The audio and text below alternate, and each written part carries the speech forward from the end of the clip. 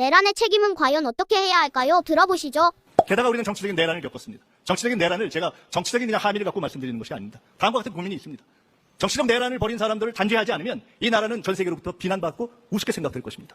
단죄하지 않을 수가 없습니다. 근데 동시에 이런 고민을 가지고 있습니다. 내란이 난 직후에, 계엄을 해제한 직후에 이재명 대표께서 당시에 이렇게 말씀하셨습니다. 소극적으로 이 내란이 진행되는 것을 막기 위해서 소극적으로 행동했던 군 간부들을 어떻게 할 것인가? 그분들이 적극적으로 일할 수 있게 그분들에게 그러한 소극적 행위가 의미 있는 것으로 나라를 구했다고 칭찬하지 않으면 이 나라의 군이 어떻게 되겠는가?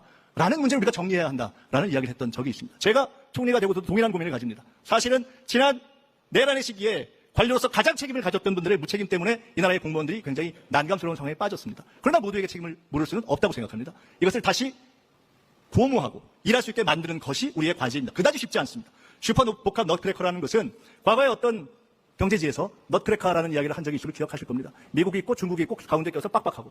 지금은 저는 슈퍼복합 넛크래커라고 봅니다. 어떤 분들은 우리가 아직 중국보다 어느 정도 기간 앞서 있다 이렇게 이야기를 합니다. 그런 점이 있을 겁니다. 그러나 아마 현장에서 뛰는 분들은 전체 세계 질서의 변화 속에서 우리가 얼마나 빡빡한 상황에 처해 있는가 하는 것들을 훨씬 더 치열하고 첨예한 위기의식을 갖고 느끼실 겁니다. 국제 질서 또한 과거 같지 않습니다. 솔직히 김대중 대통령이 맞이했던 국제 질서보다 지금은 더 어렵습니다.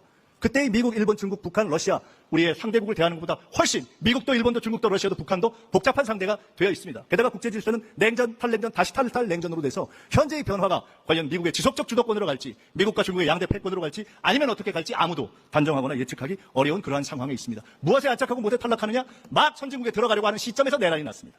만약 그대로 갔다면 지금 정권이 바뀐 이후에 코스피가 상승하고 있는 이 상황을 맞이하지 못하고 우리는 끝없는 나락으로 떨어졌을 수도 있습니다. 참으로 다행히 국민들께서 상황을 바꿔주셨고 그리고 국민들께서 심리적인 상승 효과를 만들어주셔서 우리는 코스피 상승을 가져오고 있습니다. 내란의 단죄를 정치인, 관료인, 군인 모두 똑같이 처벌해야 할까요? 다르게 해야 할까요? 댓글로 알려주세요.